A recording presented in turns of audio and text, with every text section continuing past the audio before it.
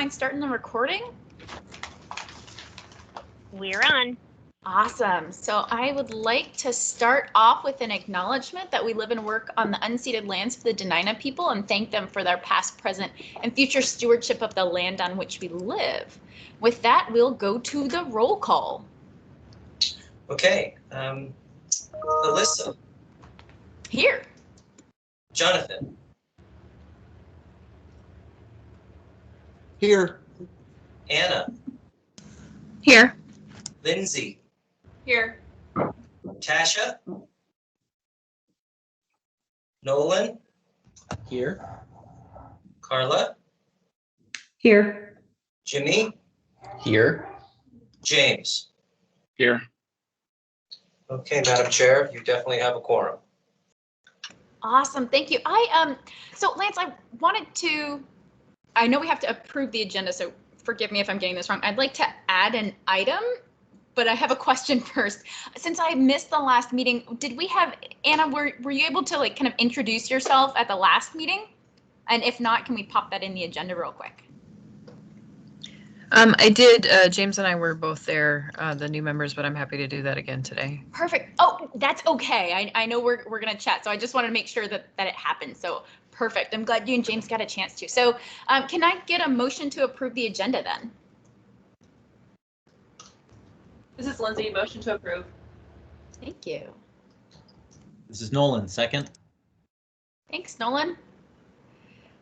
All right. So the action items for this meeting are the BAC action plan for 2020, or sorry, 2021. I don't know what year I'm in anymore. Any comments to kick off our discussion of our action plan? Yes, if I could, Madam Chair. So Please. I was able to get the response to all of the departments. So let me frame it. I was attempting to put all of the notes together from our meeting. I think it was in December and January, and I had to go back and listen to the recordings because I knew I was missing some pieces. So I'm putting that together. But to suffice it to say, I think your plan for this year is obviously you're going to continue the things that you like, which are the hour-and-a-half meetings. You're going to continue to have some special work sessions. You want to do a couple deep dives, and that you have agreed to select at least 2 departments to review this coming year. Those are sort of and then the last piece is if we have an opportunity to get together in person, we are going to try and do that. But I also think that in the event that we have some timely topics that we need to do, if we need to get together to do a work session or a resolution, the consensus was that we would probably could achieve that by doing it virtually, and that would save some time, and it would also allow us to be more nimble in our response. So that's the basic groundwork. I was able to get everyone's reply to the survey for departments, and I appreciate that. The surprising thing I'll have, and maybe Lila, can you bring up the results of the survey? Many of you selected the same departments as your number 1 choice, and there were a lot of really large departments that didn't get picked. So what I'm attempting right now is maybe take a couple minutes and look at the survey. If Lila, can you make that a little bigger? And first of all, I'm very much appreciative of the interest, and I think what I'd like you guys to do is, I was talking to Lila a little bit about this. I could pick who I think should do the departments, but what I'd ask you to do is there's some departments that were not picked, and if maybe you guys might want to rethink your choices, and if not, then if you like what you got, then that's a go.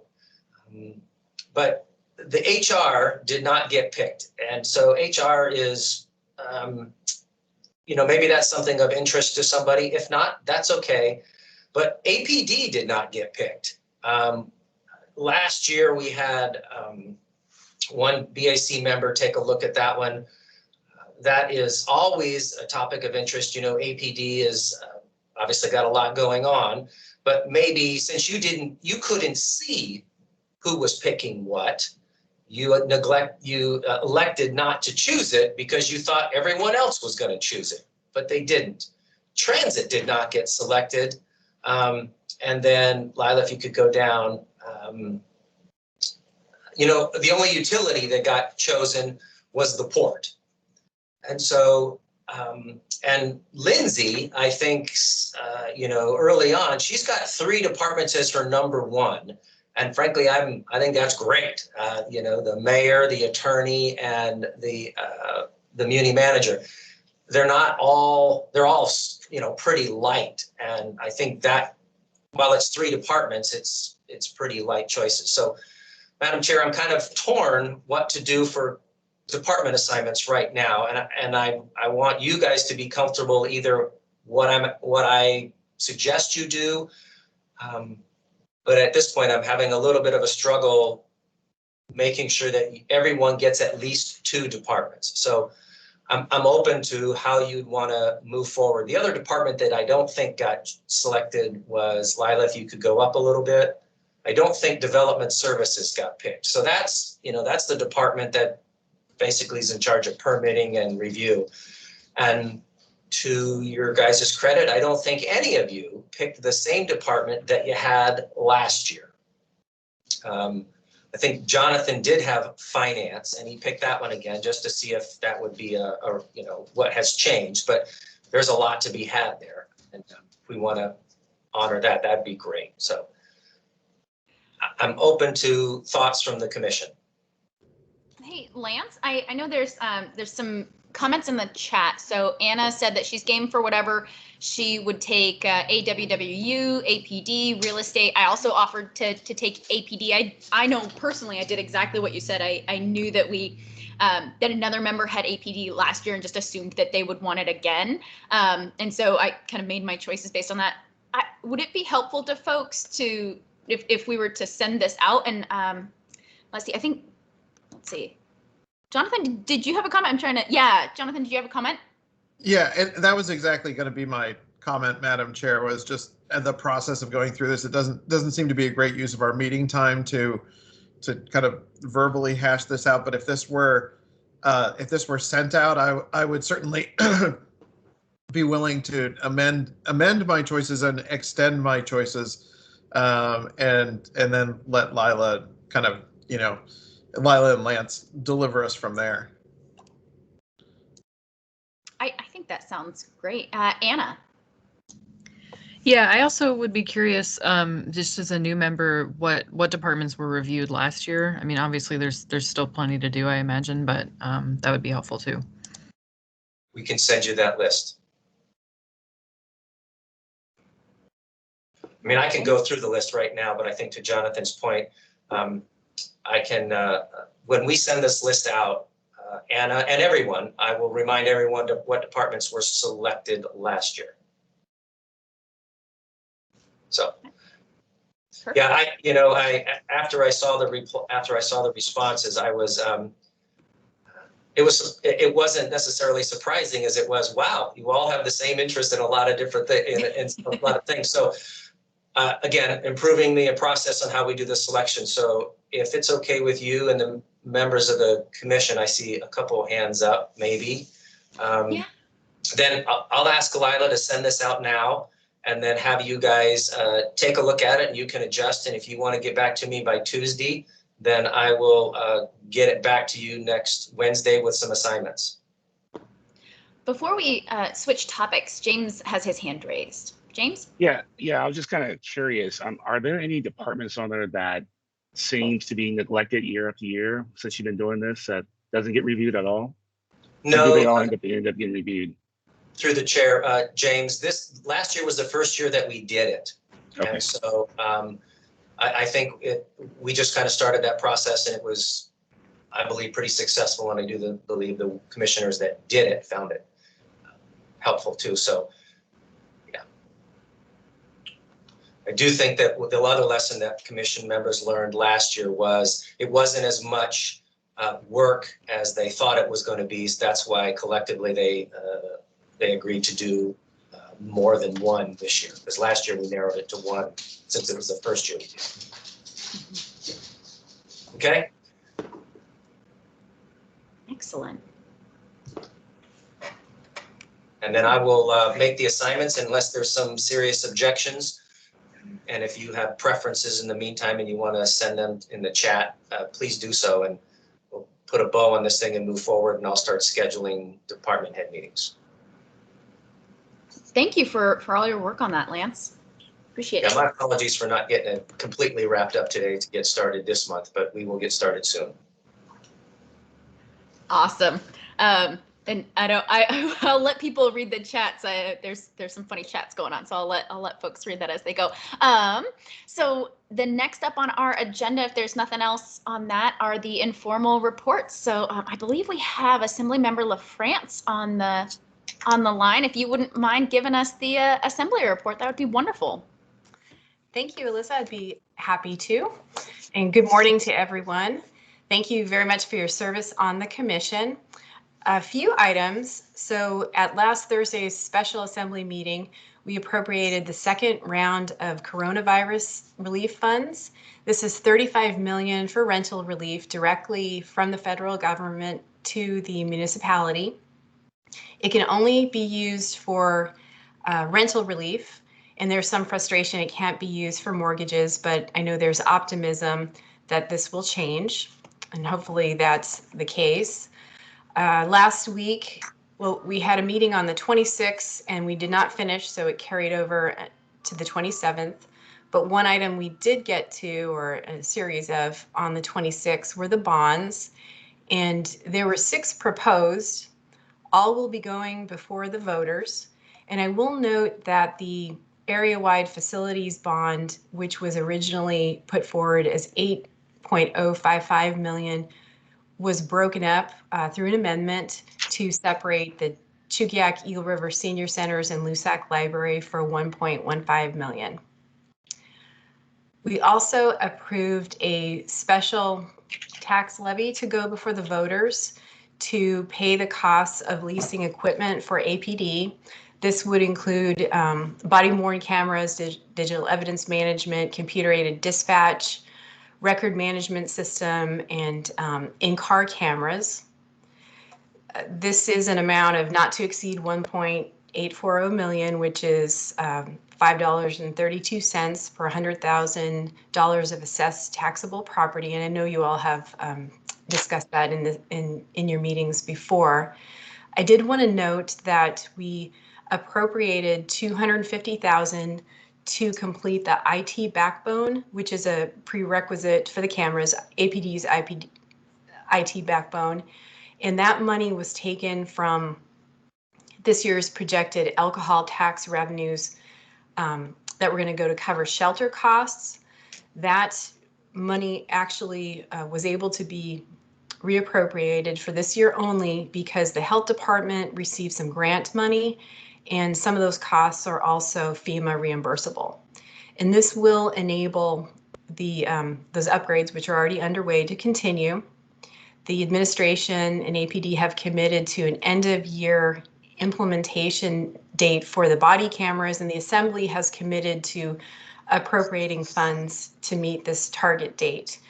And actually, the policy work is expected to take 3 to 6 months or so. Alaska has pretty strict privacy laws, and so that's going to take some time. We had a public safety committee meeting, and I don't know if Cameron, if Mr. Presvridia has joined. He's a co-chair of that committee and can speak to the details. But a piece that was discussed was to go to the Public Safety Advisory Committee, engage them, and identify stakeholders and public input for this process. And then I'll just close by noting there has been a lot of public interest into some proposed changes to Title 17 Animal Code concerning curtailing loose animals in public.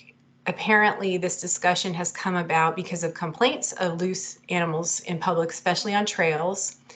We have not seen it at the Assembly yet. It's still being worked with the Anchorage Health Department and the Animal Control Advisory Board, and they're actually taking public comment on this through February 5th. But lots of dog lovers in our community, and getting a lot of feedback on that item. But again, it isn't before the Assembly yet and hasn't been introduced. Thank you so much, Madam Chair. Thank you for that report. Any questions from the BAC?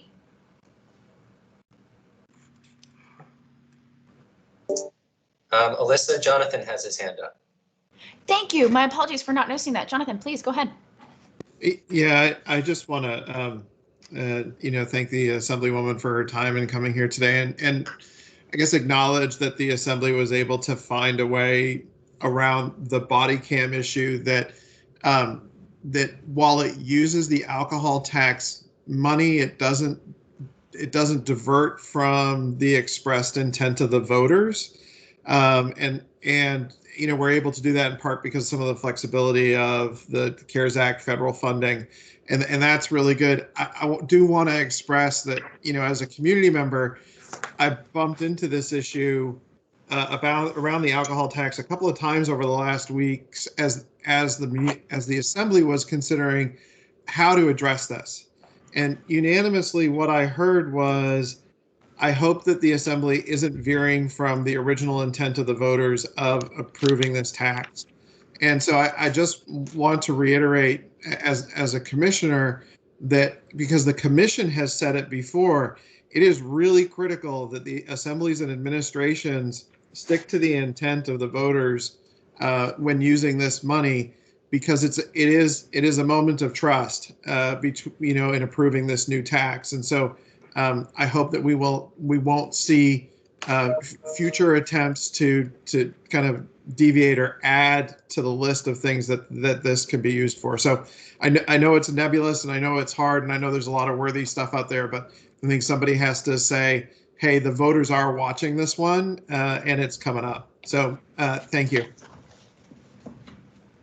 Thank you. That's a very good comment, and yeah, appreciate you bringing that up, Jonathan. Thank you. Any other questions for Assemblymember LaFrance?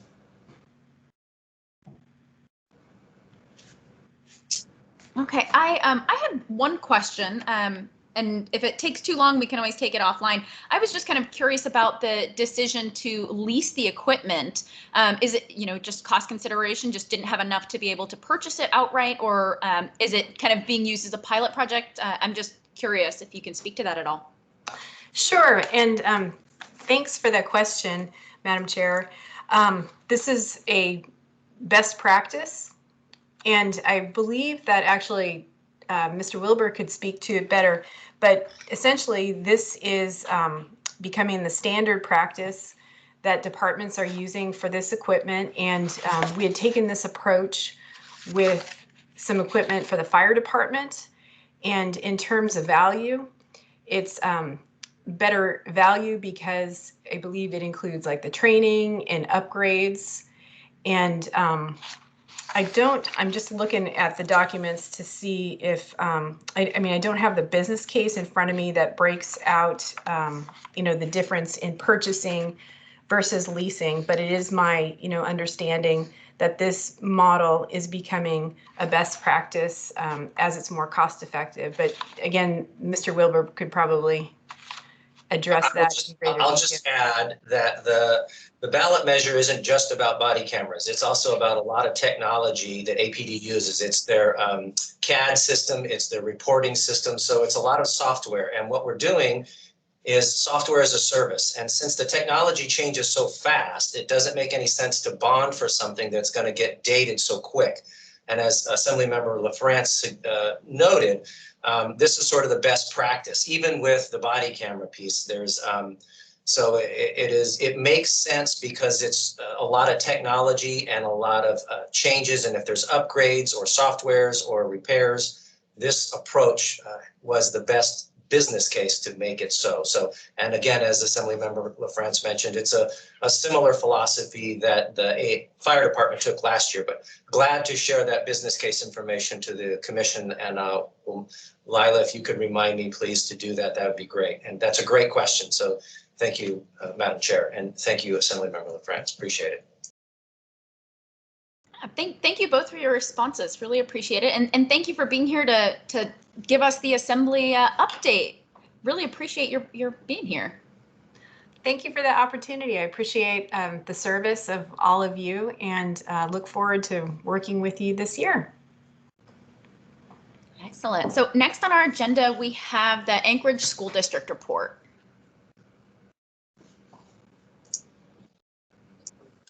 Good morning.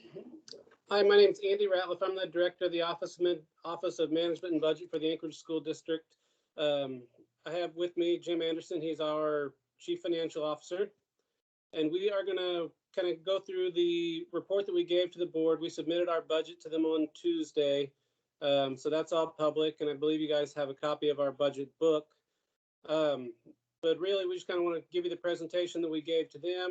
Although we'll be missing the instructional components, we don't have our superintendent there to kind of deliver that, but we'll do the best with what we have. And then for your purposes, really kind of focus more on the financial impacts of what our budget is. I'm having some computer difficulties this morning, so I'm not able to share my screen. So if someone else could pull up our presentation, if Lance has it or Jim has it, that would be great. Jim, do you want to do it, or do you want to? Right, I have it. I'm pulling it up now. 1 second. Thank you, Jim. Okay. And just maybe for Anna and James, the school district has had a couple presentations to us about sort of where they thought they were going to be. And this is the time of the year when the budget for the school district is getting actually as for their administration, and it has to go to the assembly here in a month. So we've had some other information previously, so I'm going to go ahead and let Andy and Jim take it away. Thank you. Okay, Lance, can you see the slides on the screen? Yes. Okay, perfect. So first, our budget development timeline. We always are the first district in the state to get our budget approved by the board and by charter in order to get it to the assembly by the first Monday in March.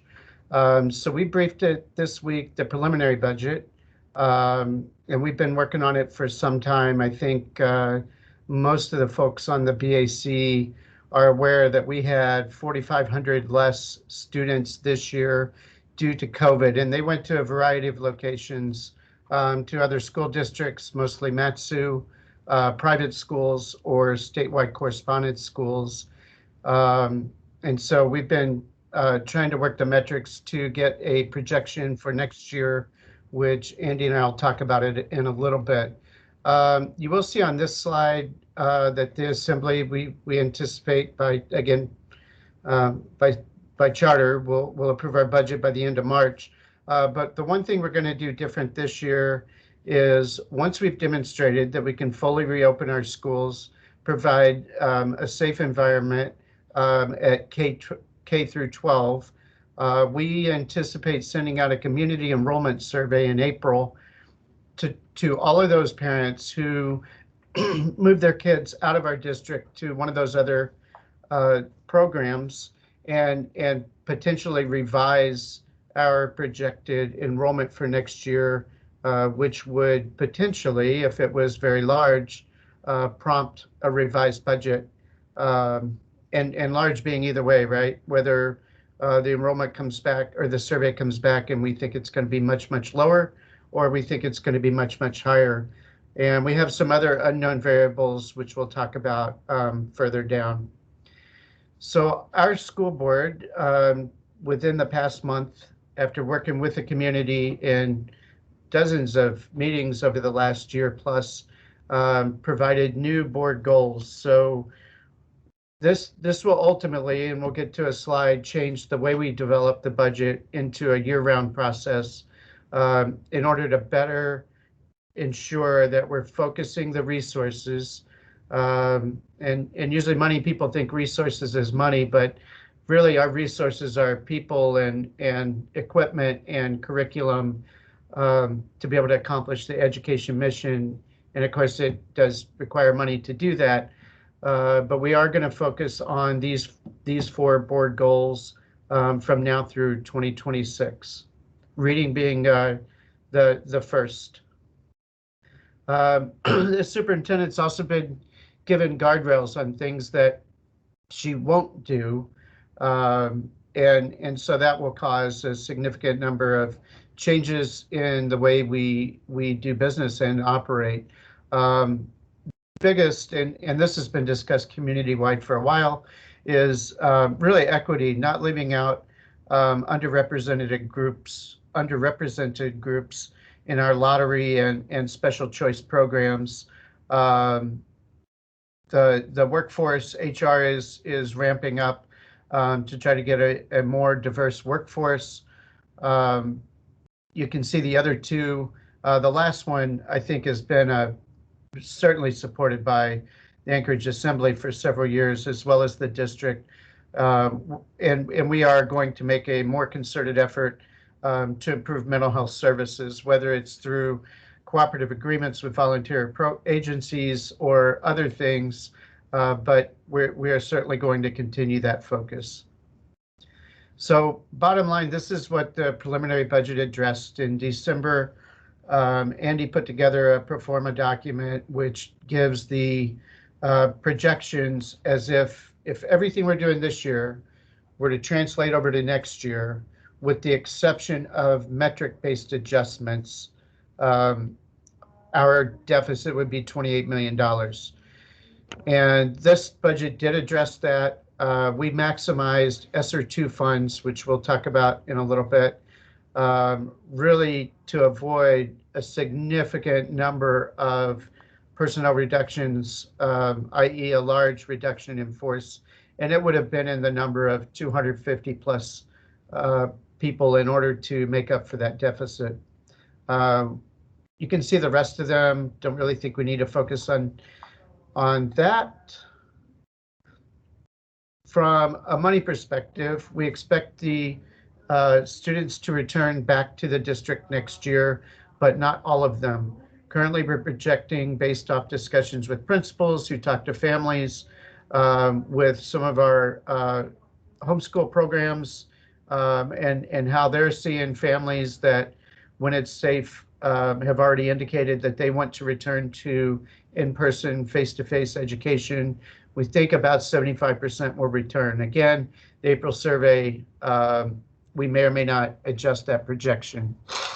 The intensive needs population did reduce significantly as well, along with the other students, and we expect that to return to FY20 levels. Andy will talk about projected revenue in a little bit. And really down at the bottom, the variables that may require a revised budget. We talked about enrollment projections and the lack of a metric or a data set to determine, based off pandemic recovery, how many students would return. ESSER 3 funding is being pushed through the House now at federal level. Talking to our legislators' offices in DC, we expect that to start moving toward the Senate or within the Senate sometime in the March timeframe. And currently, President Biden's initial draft bill would provide little more than twice the funding to K-12 that ESSER 2 provided.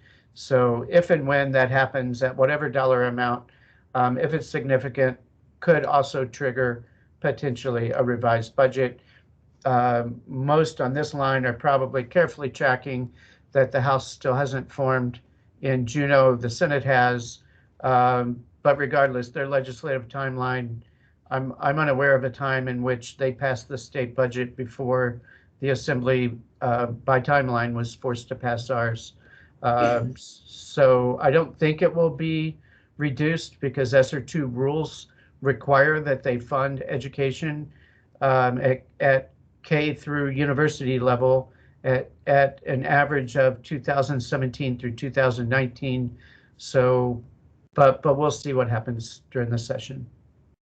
Andy, sir? So for as far as our revenue goes, we are projecting about $10.5 million less than what we put in the FY21 budget, which, as you know, that really hasn't materialized due to the lack of students. But when we compare the adopted budget to the preliminary budget. It's about 10.5 million. The big outliers that you're going to see is a $4.1 million increase in property taxes and a decrease of 5.7 million or so in foundation funding. That represents about a $4.4 million shift from state funding to local funding based on the required local contribution, which is 2.65 mils of the property values from the second preceding fiscal year. So the calendar year 2020 property taxes increased about, or the property values, I should say, increased about 4% over the 2019 calendar year property values. So that's why you see the local property taxes going up, and it's really just a shift from state to local. Our additional local contribution went down by a few $100,000 just because of lower enrollment. The other thing you'll see is about an $8.3 million reduction in fund balance. Due to our fiscal situation this year where we lost a lot of students and we've had about the same expenses or more, but lost the students, you know, we're anticipating drawing down a significant portion of our existing fund balance below the board's threshold in their policy of 8% of expenditures. So as that's drawn down, we don't anticipate being able to use any fund balance to support this budget, but you know, thankfully we do have the stimulus money to help support our continued employment and maintain class sizes. The other thing you'll see is interest earnings going down by about $500,000. Primarily that's due to a lower federal funds rate. Right now it's about 0.25%. A year ago it was 1.75%. So we are trickling that down. We don't have a lot invested in GameStop to my knowledge, so it's not really, I don't know how much that'll affect us. But that's really it for our revenue changes. Our impact data is going to be fairly consistent, and that's due to a federal legislation that allows us to use our FY20 student counts for our FY22. Typically, we'd use FY21 counts to fund FY22 impact aid, but since you know, that would have been like about a $3 million decrease had we had to use FY21 numbers. So we are fortunate to have that as well. So overall, about a $10.5 million decrease in revenue for next year.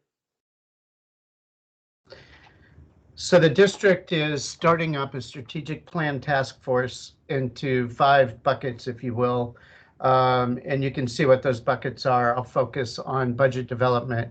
So our intent is throughout this pandemic, we have changed the way we do business by having everything from school start task force to PPE and sanitation, by bringing our project management team and having everything organized and monitored, and they provide the sometimes arbitration, but oversight and control of our processes to make sure they're very deliberate and that they're synchronized with everybody else, all those other stakeholders, as we worked through how we were going to prepare to reopen schools. And it was a great success. We're going to do the same thing and bring them on board and make sure that budget development is tied to all of the assessments, metrics, and indicators from the other groups to make sure that we are putting money towards the board's goals and not just something that we've always put money toward, and start looking at programs as to whether they are in fact successful, not successful, why. Obviously we'll be asked hundreds of times over the next year. And then as we look at shortfalls in resource availability, we'll know that we're putting our money towards those programs that are producing the results that increase student outcomes. So budget development will end up being a year-long process, as opposed to really what we have historically done, which is look at the amount of projected revenue we have, establishing what we can or can't do with it. And we always did look at priorities, but this one will be targeted around priorities that have been defined and have been measured. So even within priorities, if you don't have enough, we'll know why we excluded certain things. There will always be those community inputs at programs that are very special to small groups. But you know, our revenue is dependent upon the state primarily. And so we think this is really going to help us inform ourselves as well as the public. So these are district inputs. These are things, and you can look at them online later, that we are implementing throughout the district next year as a result of focusing on board goals. And some of them are lessons learned during the last 9 months that we're continuing moving forward on things that worked well. If you look at our general fund expenditures by state function, I've separated them into two different colors of bars. The blue is the district admin support, and community services, and everything else is all of those functions where we put our money that allow a school to even open. And yes, it does include mandatory insurance requirements and maintenance and light bulbs and heat and fuel and everything else. But without all of those things, a school simply would not be able to open its doors at the beginning of the day and be a location where we can provide safe education for our students. So about 97.2% of our general fund money goes purely toward allowing a school to operate. If you look down along the bottom, you'll see that by the categories that we do spend the vast majority of all of our money on salaries and benefits, and you'll see the remainder there as well. This is a PTR snapshot. It's a pupil to teacher ratio. When we look at how many teachers we assign a school, let's pick a kindergarten class. We'll look at each school separately and the projected number of students coming in. And a PTR of 25, for example, if 22 children were projected to show up at Abbott Loop, they would get one kindergarten teacher for those 22. If it was 28, it still wouldn't be more than an additional half to round up to 2 teachers. But we do that across the board within the schools. Once they get their manning or staffing, they make adjustments. There's combo classes and everything else. So this is not a class size, but it is how we allocate teachers for a school. If you look at the top, with the budget that we had after already pulling out everything that we could pull out in terms of IT equipment that's needed to continue one-to-one student learning in case the pandemic does not end or reduce significantly, software, curriculum, Chromebook computers, wireless access in homes for underrepresented groups. Those kind of things we shifted over to ESSER 2, and then we shifted over about an equivalent PTR of 4 at every grade level to be able to make up our shortfall next year. We haven't actually received ESSER 2 money yet. We will probably sometime next month. We will go to the board with a memo that clearly lays out where those are. There will be board discussions, many discussions, before ESSER 2 funds are actually allocated. But it gives you an idea of our intent to use ESSER 2 to retain PTR at every class size. And that's the first time we've been able to do that in the last 5 years. So since we used ESSER 2 funds in that way, you'll see that really at elementary school, although some will be grant funded and some will be general funded, by and large, the only reductions we had were due to projected decreased enrollment, and that's just over 38 teachers. At middle school, same thing. There were some other adjustments. At Greening, we had to bring the BPO back because we're going to reopen the old, newly refurbished Greening Middle School, as well as Eagle River Elementary, next August. Construction is going great. Everything is on track. And we will have, I'm sure we'll be offering for the assembly and anyone who's interested, tours of the buildings as it's close enough that we can get ready for ribbon cutting. So some other adjustments, all enrollment based, no major changes. Same thing at high school, some minor modifications. That principal at South that looks like an ad has actually been there all year, was going to be reduced, but after the pandemic hit, we realized very quickly that the synchronization of everything that had to happen to pull off online learning, that principle remained. And the counselors just purely because of enrollment changes. Alternative schools are looked at individually. They all have so many unique isms that we start with a metric and then we adjust every year based on the students that are coming, the types of students that are coming, and those unique needs. Andy, can you take the next? Yeah, I'll go through these. So this is really just our school-based changes. So you'll see the top is the 48.4 metrics-based teacher reductions. That's purely due to enrollment. And then the line below that is 235, and that's 235 FTE for teachers. That's the 4 increase in PTR into the general fund, and then we've decreased it out of this grant. So that's the money our teachers were planning to shift over to this new stimulus money. The metrics-based teachers are, you probably recall last year we had long discussions on our health teachers. So 30 of those we had paid for out of a grant fund for FY21. We anticipate moving those back in just for the purposes of planning time there. And then we added another 14 FTE to provide planning time for our self-contained classrooms that wasn't in the actual formula to begin with. So we're just trying to right size our formula for about 14 of those FTE. So overall, not anticipating big changes in our overall FTE with regards to teachers. We are adding our staff to Eagle River and Gruning, as Mr. Anderson mentioned. And then the other one's the 17.7. That's some counselor time, TA time, clericals that we're adding.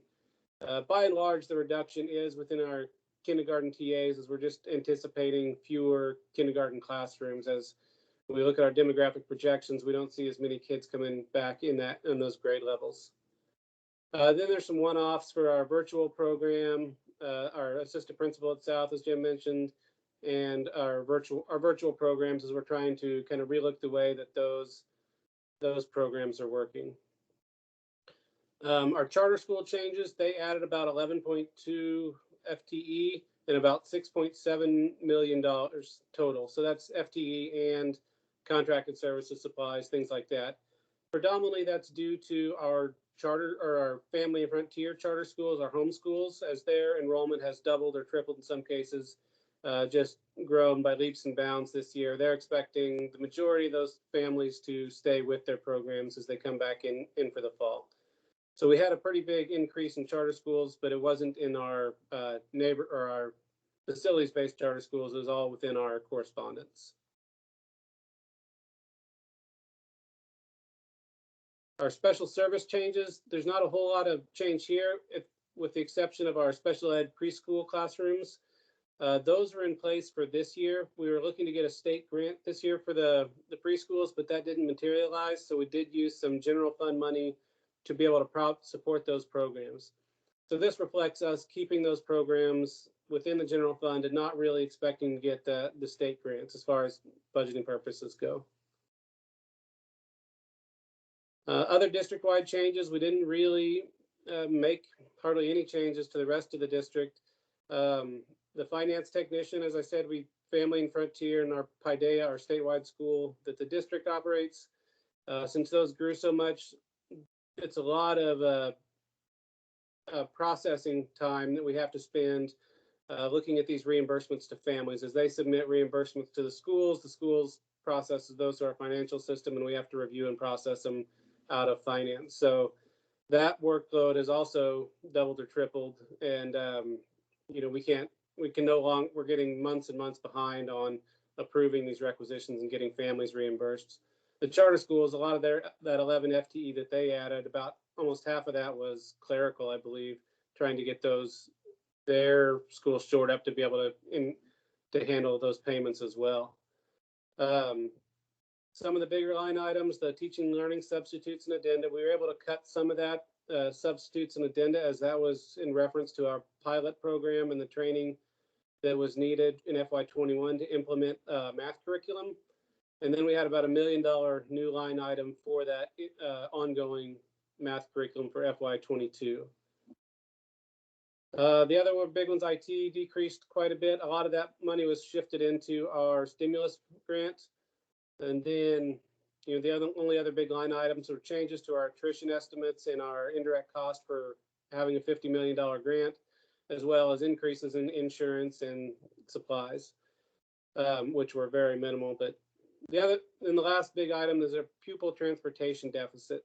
We anticipate having to spend about 1.8 million of general funds to support our pupil transportation program.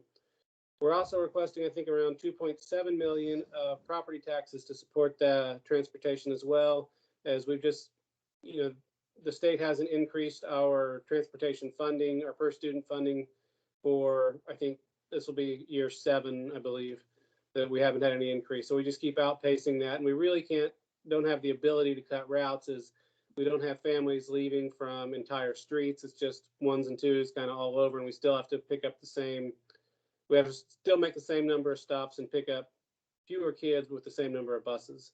So that continues to be a challenge as we're going forward to how to maintain our pupil transportation fund, or our services the way that we've typically done it.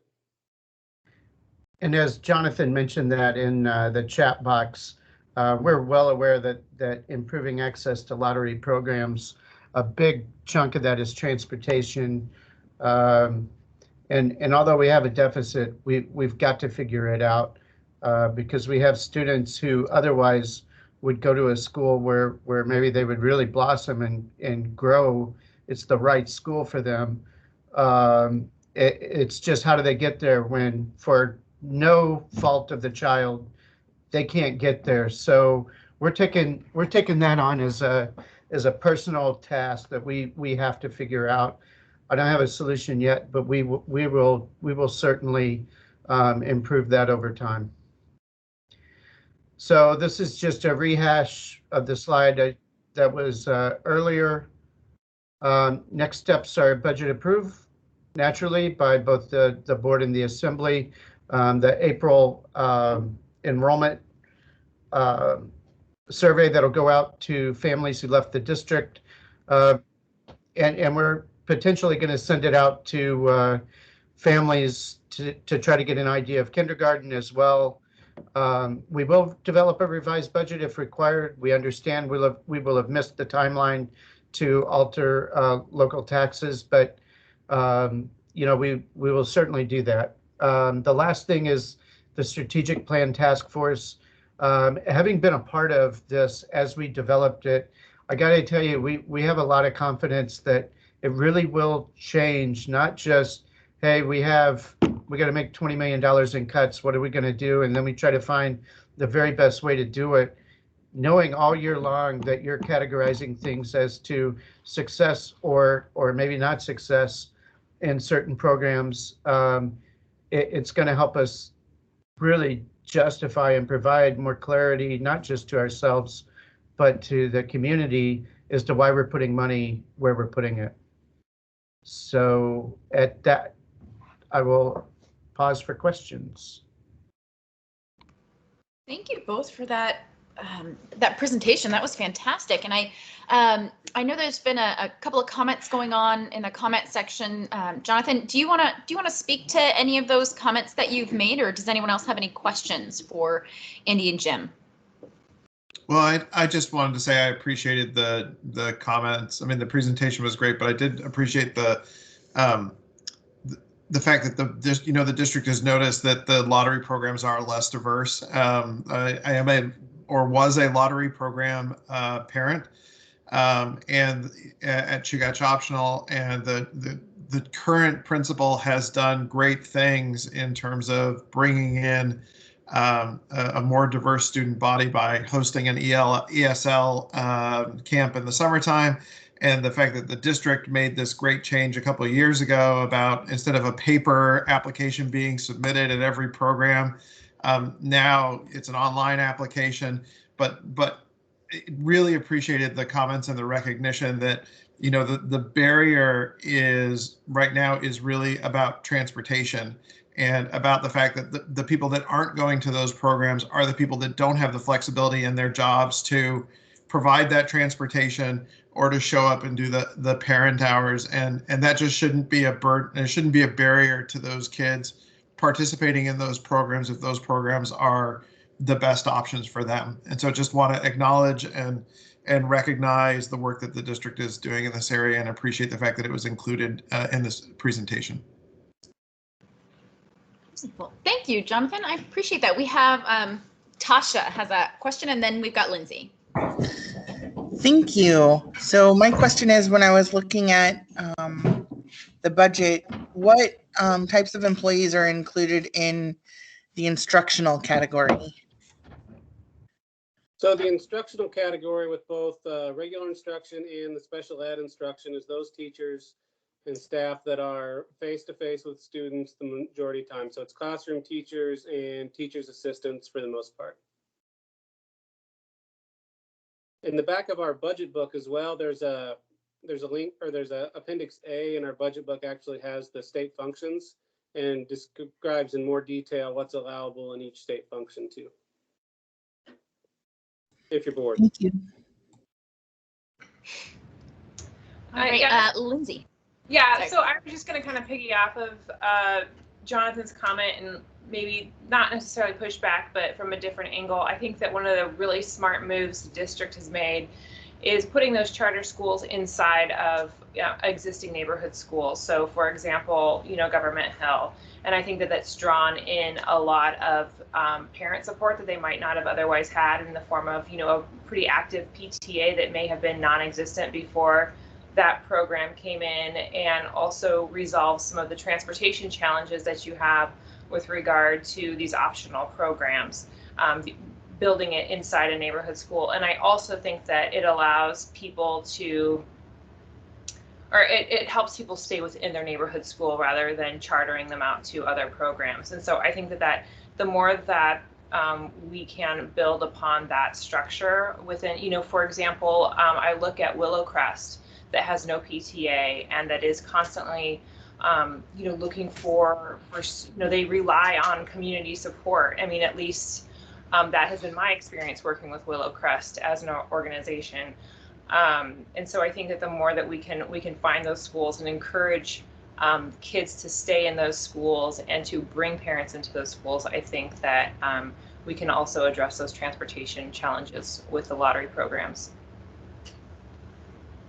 Thank you. That's a great question. I think many of you, maybe not all, also are aware another challenge, and it's very difficult, is many of our charter schools do not have a cafeteria, so we're not able to provide food services at those schools. And for a lot of underrepresented students, going to a charter school where they need the free lunch and breakfast is also a challenge. That one's incredibly difficult if there's no kitchen. Our food service this year, due to the pandemic, is going to have a significantly large deficit. Food service is very, very difficult to figure out. Transportation will be easier, but we are looking at both of those because you can't tell someone that they have a choice, but then not be able to get them there. And so we're going to work with, we very likely will end up working with the city as well, potentially, and or volunteer organizations to make that happen. But I'll be very excited when I can brief at a future meeting that we have solutions. Excellent, thank you. We have Anna has a comment or question. Yeah, thanks. Just a brief comment. First, I wanted to share appreciation for the focus on equity in your strategic plan, and I know that's beyond the budget, but it's nice to see that that's being brought in, and those kind of requirements on the superintendent from the board, and also just I guess an observation. Especially on the transportation challenges, it seems like over the last year or so, we've finally understood how much of critical infrastructure the school system is, and we think of infrastructure as roads and pipes and so on. But just, you mentioned food and education are also very important functions of the school. So so appreciate that you guys are doing your part to keep that going, even as we see enrollment declines and other challenges. Thanks. Thank you, Anna. Jonathan, I thought I saw your hand up. Want to give you an opportunity. Yeah. I want to turn this into the lottery program hour, but I really just wanted to say I agree with what Lindsay was saying. The issue of parental involvement is extremely complex. When the lottery went online and you saw more working class parents entering into the lottery programs, it was a net benefit in terms of the diversity of the school.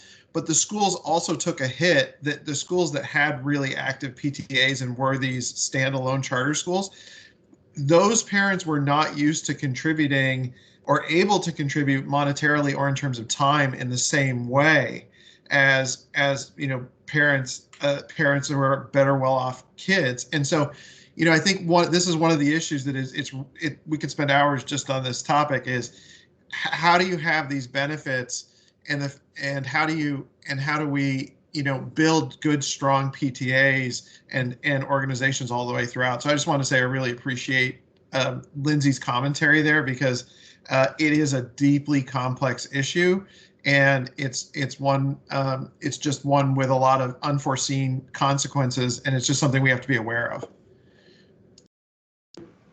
Thank you, Jonathan. Really, really appreciate your comments. I do want to be conscious of our time, and I think we need to move on to our assessed valuations report. But I really want to thank Andy and Jim. We appreciate you both being here and giving this report. It was fantastic. So thank you both very much.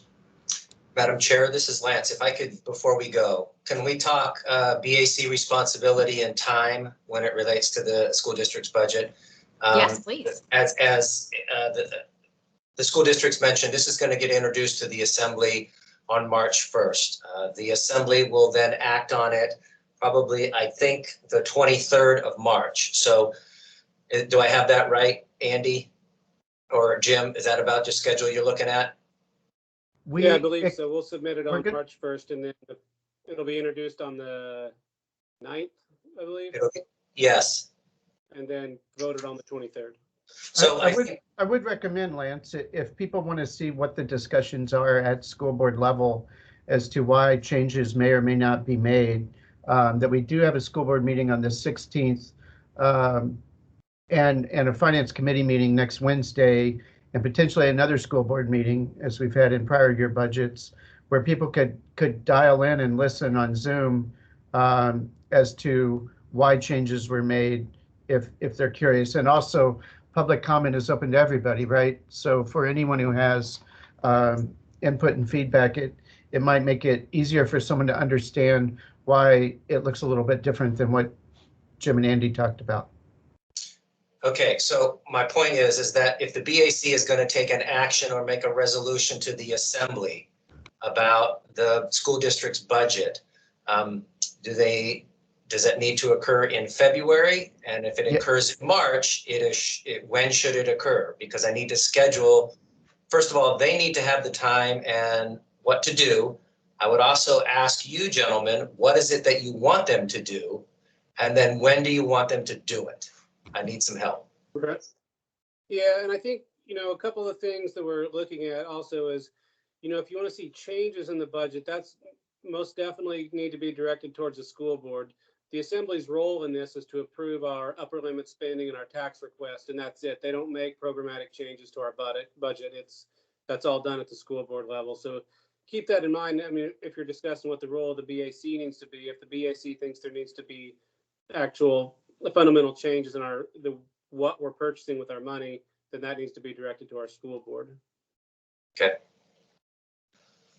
Okay.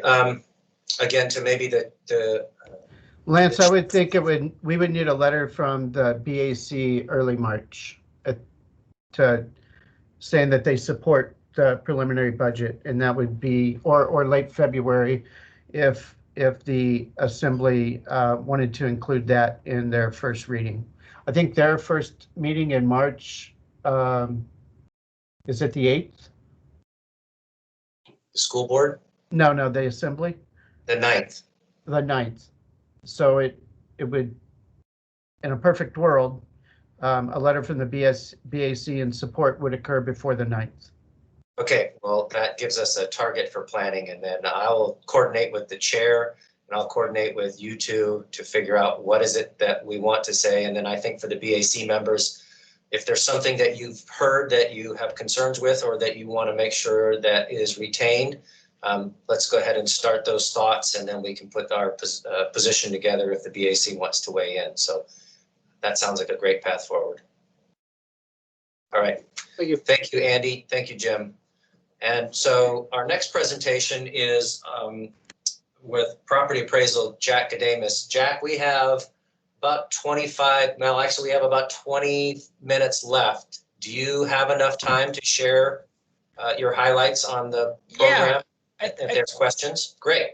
I think I can. I could Okay. I could go through a couple of really quick slides here and then get to the bulk of it too, and just kind of whip through it. And if there are any questions, I'm always happy to do it. I don't want to rush you. I want to make sure that you cover the material adequately, but I just want to make sure you got enough time to do it. So yeah, with that, I'm going to turn it over back to the chair and back to you.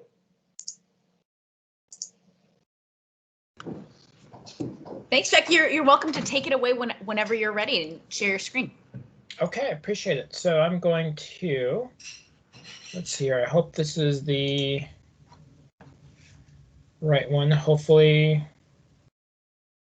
no, this is the wrong one.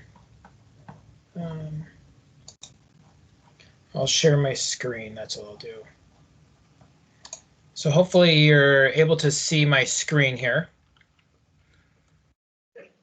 Yes, Jack. Yes, we can see it. Excellent. Okay, appreciate it. So yeah, I'll just talk first slide here. So again, my name is Jack Gadamus. I'm the municipal assessor, and so every year we kick out a value, and so when that happens, which is right about now, we will present to the mayor, to the assembly, and also to the public, and as well to you as well. We're happy.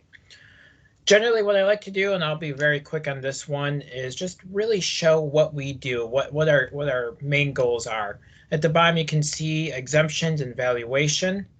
In short, what we're responsible for is we value property and we administer exemptions. At the top, you can see we both look at property on a year-round basis. We also look at exemptions on a year-round basis. I'll expand on that a little bit more. The other thing you can see is we are right in the appeal period. We're starting the appeal period, and that happens from about May to June. And then we start to look into the next tax year.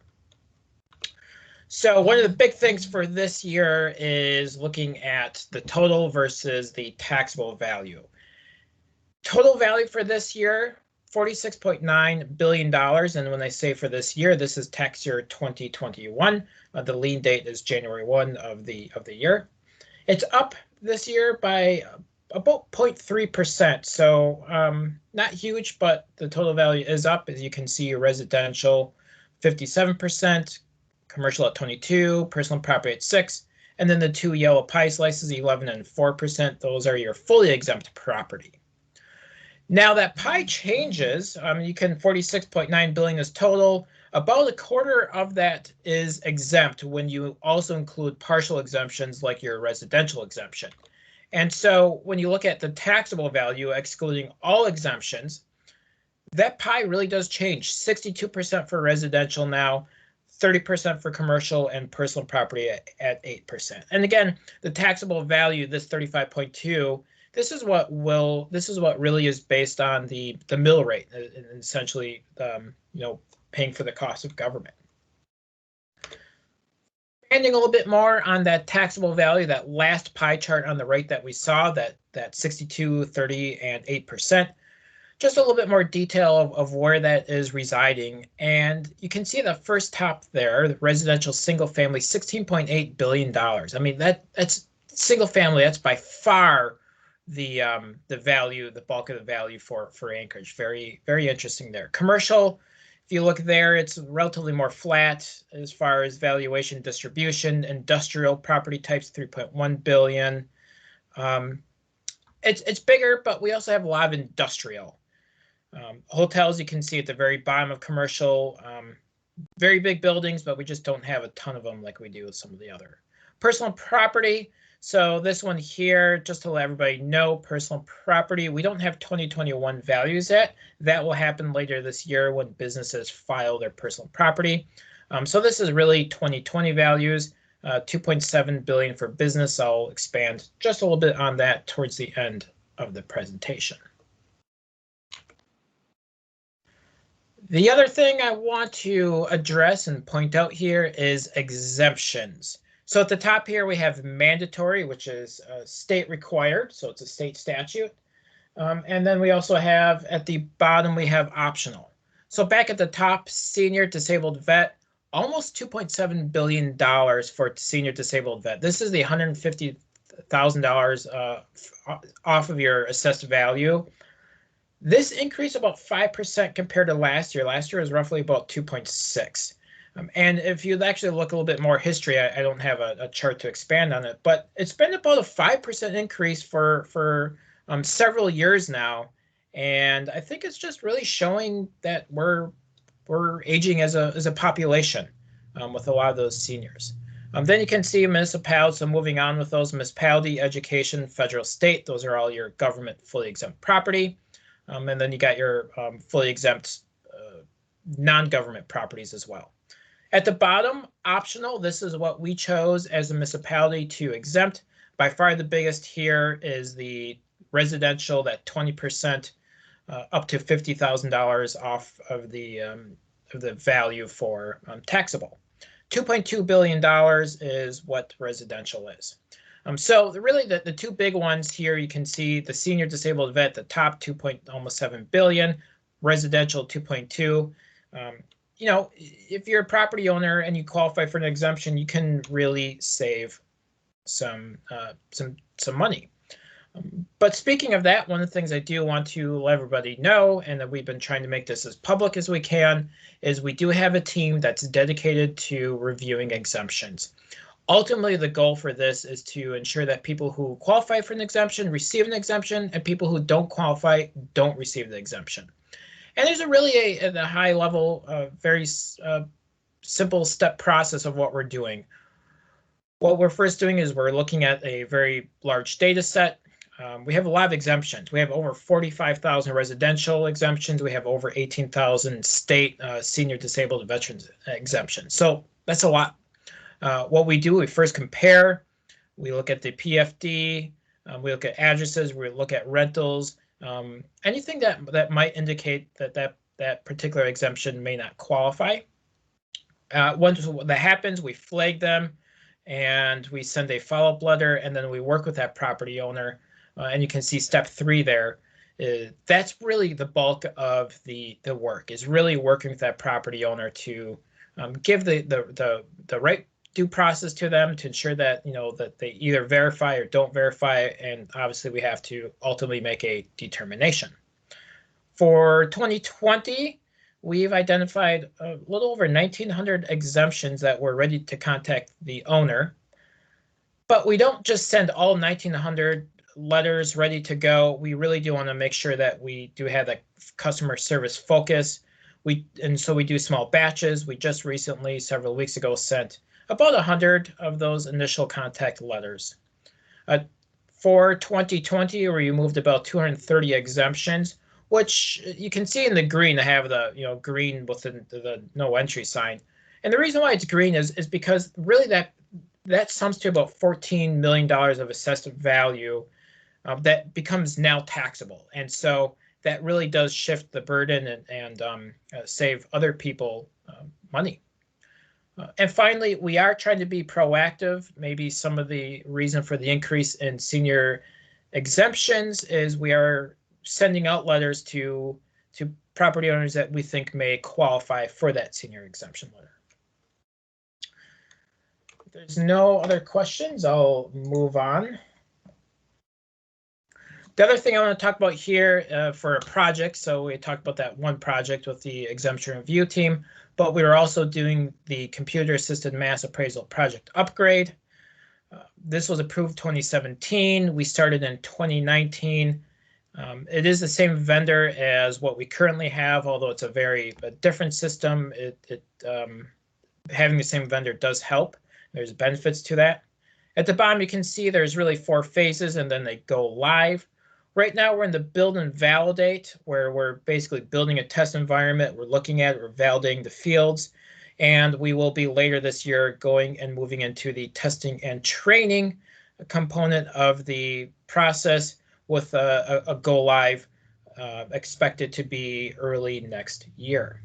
Once we're done with this, we will be off of the mainframe entirely as a whole for the municipality of Anchorage. And that will give us a savings of about $500,000 a year. So we're excited for that. Moving on, so I'll get to the heart of some of the values here. I hope I'm trying to go at a good pace, but I hope I'm not going too fast here.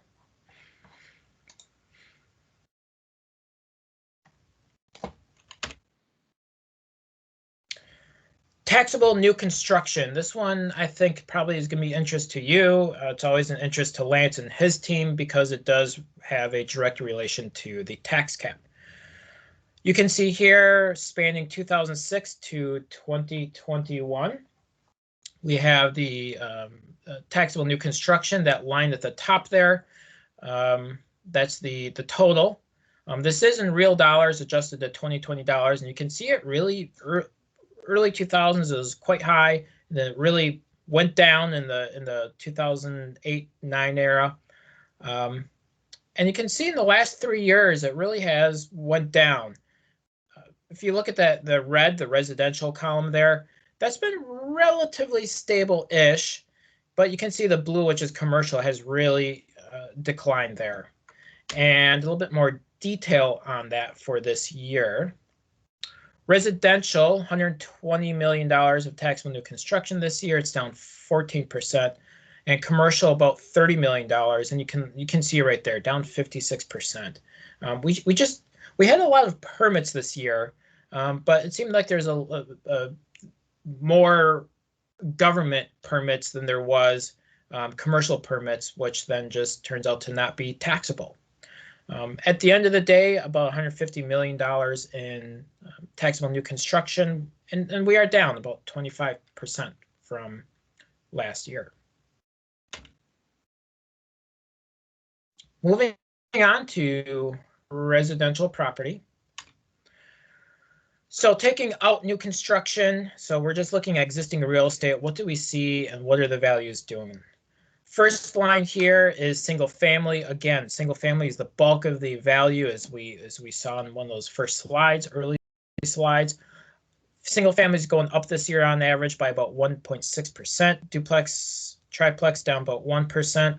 Condos are about flat. And vacant land, we're pretty much dead flat. You can also see at the bottom the single family homes here by assembly district, so you can see there's some changes there. The other thing I want to mention here too is that the residential sector really is the one market that we saw that had a strong upward movement for this year. You know, we had low interest rates. You know, we had cheap money. Money's cheap. There was a low inventory on the market. And what's also interesting is this desire for more space during this this unique time. I think all of those really have been pushing up the home prices as well. The other thing to note, though, is that the change has not been uniform. We had higher end homes, so higher end single family homes valued about maybe $500,000, $600,000 or more. They were going up about 3%. Your average home, which is right around 360, 370, is about 1.2, 1.3% change. And then lower valued homes, so anything in the mid to low $100,000 mark, those are actually going down about 2 to 2.5%. I thought one last slide for residential sales. So this is looking at the number of sales, whether we knew about them or not. We're a non-disclosure state here in Alaska. And you can see the number of sales here in single family, which is the dark blue column. Really, we were in a year of isolation and the year of being hermits, but you can see that really did not slow down the number of sales that occurred. We had a lot of market activity. This year, single family, it was up about 11.2%. When you look at all these sales, single family, condo, duplex was up about 7.6%. So really pretty good, comparing to 13, 14, and 2015 there. Commercial properties, slightly different for a story here. For land, for first commercial land, we did increase 2%. That's not indicative of the market. That's largely because of really just catching up with the market and equity reasons. Industrial, though, we're seeing about a 0.4% increase. Relatively robust is what I'd have to say for industrial. They have a low vacancy, and the recent increase of sales that were online also just really helps add to the demand for industrial. Also, you can see fourplex up slightly as well. It's really a unique property type that attracts small investors, and right now, as I've said with the single family homes too, we have relatively favorable financing. Office, you can see this is when it starts to get not so cheery, down about 2.6%. For office, asking rents was interesting, is relatively stable this year, but we did see a lot of concessions, which ultimately erodes the bottom line for property owners and investors. And we're also seeing a lot of Class A coming online, and the recent sale from BP to Hillcorp, especially the BP building by Northern Lights, is not really helping with that. Apartments, you can see, down about 4.6%. As far as apartments, we saw a decrease in rental incomes, which is interesting, partly due to some surveys that we did and talking to people as well with anecdotes. But also we were seeing an increase in operating expenses, and both of those point to just a lower performance of apartments. Retail down about 5%. And again, that continued trend, we've been seeing it for a long time now, is the slow trend from a shift from brick and mortar sales to online sales. This year just really exacerbated that. What's interesting with retail, though, is it wasn't across the board. Grocery stores, for example, have been doing really good and had some good sales. Hey, Jack, I'm going to interrupt. We've got about 5 minutes. If you could get to the punchline, if there is one, so that I can allow the chair to at least 5 minutes before the end of the meeting to wrap it up, please. We end at 1. Okay. I apologize for that. Last one here, hotels, down about 11%. And the bottom line for this one is we just had a huge drop in gross room revenue sales. Finally, personal property is comprised of many things: inventory, mobile homes, airplanes, machinery, equipment. You can see here just a really gist of this one here. Businesses account for almost over 90% of the value for personal property. We have oil and gas, mobile homes, but that's the gist of that. And I just had one more here, which is just really looking at what I just have been saying, and this is really the punchline here, Lance. Total value up about 0.3%. Commercial, we're looking, is going down. Residential's up. Taxable construction's down. Exemptions, like I talked about, is up largely because of the senior disabled veteran. And at the end of the day, the total taxable value is up ever so slightly, 0.1%. So right now, like I said, we're in our review period, and we're getting into the appeal season, and that will be February 11th is the deadline to file an appeal. So if anybody has any questions, or if you have questions on your property, we always like to put this 343-6500, the appeal phone line. If anybody comes to you and says, I got a question with my value, give them this number. But that's it. So trying to make some time here. thank you so much for your presentation. I do want to give people a chance to ask any quick questions that folks might have. I know Jonathan put a comment in the comment section. I'll let people read that, but any questions for Jack? All right, hearing none, thank you very much for your presentation, and we appreciate the efforts that you all, your team, yourself, are making to ensure accuracy and equity with these exemptions. So thank you very much for what you're doing. Yeah, I appreciate it. And I see Jonathan King's comment, and I would say that's exactly what we were seeing is, these lower end homes, low $100,000 homes, they're going down in value. We're just not seeing that demand. And one of the other things too, which is very interesting, is the service sector. That's getting hit hard this year.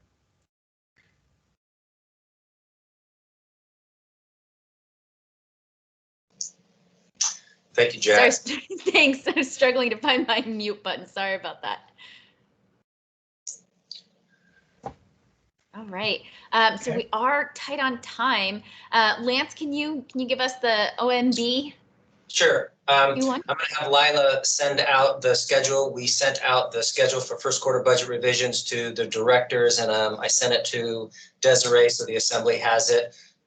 The departments are now able to give us their submissions this month. They're due at the end of this month, and then we will be putting together our first quarter revisions probably at the end of March, because that's when we will get our fund balance. So I'm going to have Lila send this to you, and I will.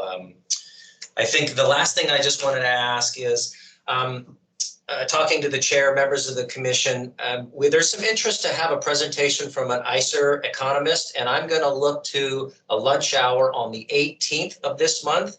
And so I'm going to have Lila send out a survey. I just got confirmation that the presenter would be available at that time. It's a learning session. This professor has done some analysis on the economic impacts in Anchorage of COVID. And that is, so I'll give you a little clip. And so anyway, that is all I have, Madam Chair.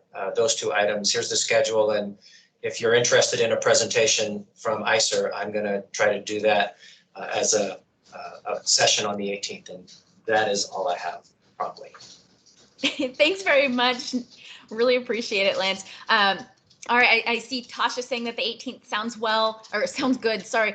If other folks can put in there whether or not that works for you, we can always maybe try and circulate something after the meeting as well, but really appreciate that. So next on the agenda, audience participation. I did think I saw a guest.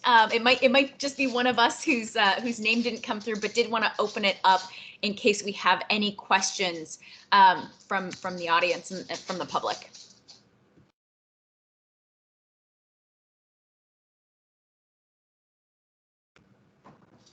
Okay, hearing none, we'll move on to open discussion. I know we've got just a few minutes, but any just kind of open space for BAC members to discuss what you've got on your minds, anything that's going on.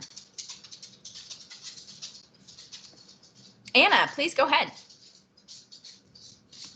Hi, thanks. And then I'll need to disconnect, but I just wanted to acknowledge that as of Monday morning, we now have an alcohol tax operating in Anchorage, which I know everybody kind of started the meeting with that assumption, but I think that's a huge thing, and I'm glad that it happened personally. Awesome. Thanks, Anna. Any other comments? I know we covered a lot today. It went really fast, but yeah, any comments on anything that we covered or kind of how we're moving forward?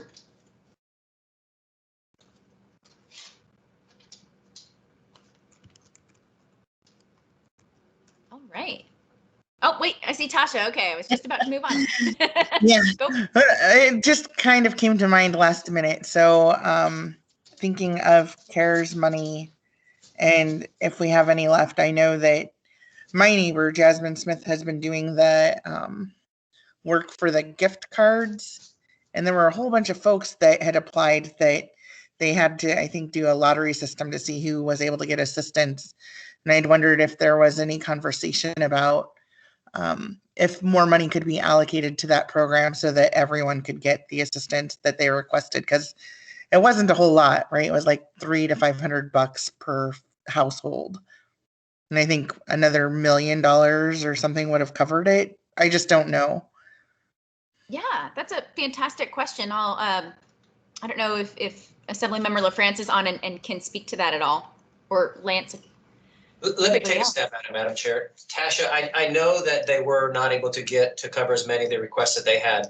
If you'll give me an opportunity to follow up, I can get an answer for you, but I don't know it right now. But yeah, I don't want to misspeak, but that's a good question, and I will get an answer for you from Office of Economic and Community Development today or tomorrow. Thanks, Lance. Appreciate that. Anything else anybody's got on their minds?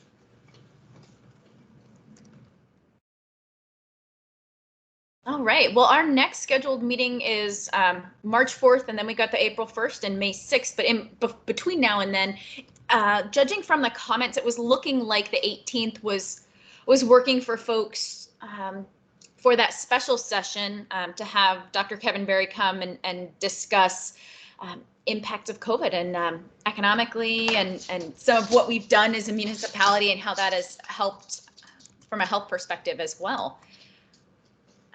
I think with that, do I have a motion to adjourn? Make a motion. This is Nolan. Thanks, Nolan. Tasha, second. Thanks, Tasha. With that, we are adjourned. Carla, I do see your comment about not being available on the 8th, so I want to let you know, or 18th. Did see that, and maybe we can see if there's another time as well. We can always send out the PowerPoint and all that sort of information as well. It will also be recorded. We'll get it recorded. Excellent. Thank you, Lance. All right. Well, thanks, everybody. And thanks, Lance and Layla, for all that you do for us. We really appreciate it. You guys have a wonderful day, and we'll talk to you soon. Thank you. Thank you, Jack. Thank you. Yeah, thank you to everyone. Thanks, Jack. Thanks, Suzanne.